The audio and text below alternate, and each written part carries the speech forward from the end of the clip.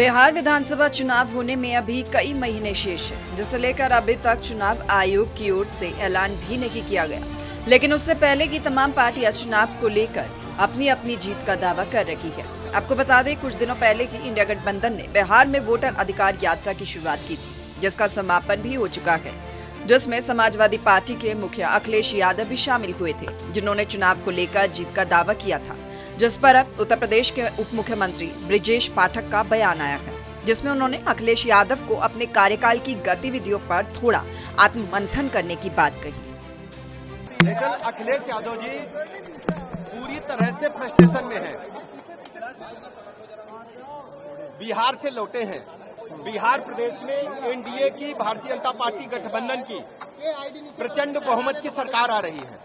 अखिलेश यादव जी को जरा बिहार में यात्रा निकालने से पहले अपने कार्यकाल की गतिविधियों पर थोड़ा आत्ममंथन कर लेना चाहिए था। आप देखिए, अखिलेश यादव जी सरकार में थे, समाजवादी पार्टी की सरकार थी और 100% वोट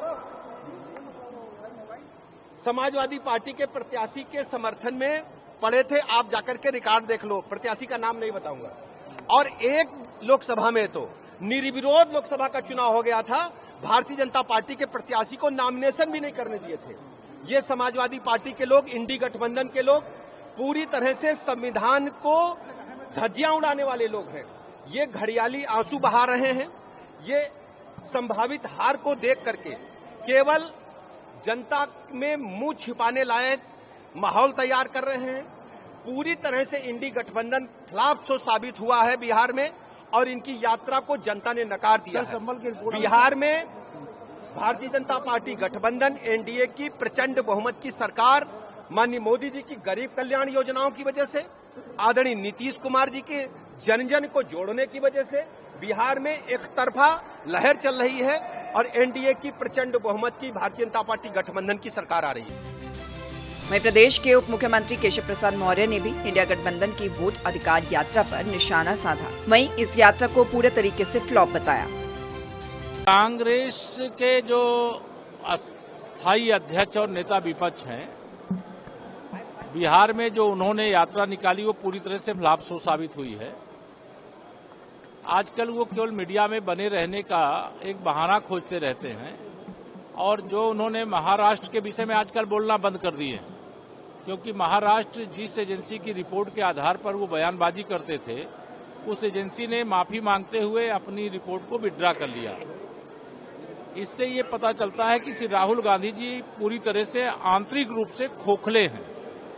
वो बाहरी मतलब दिखावा करते हैं।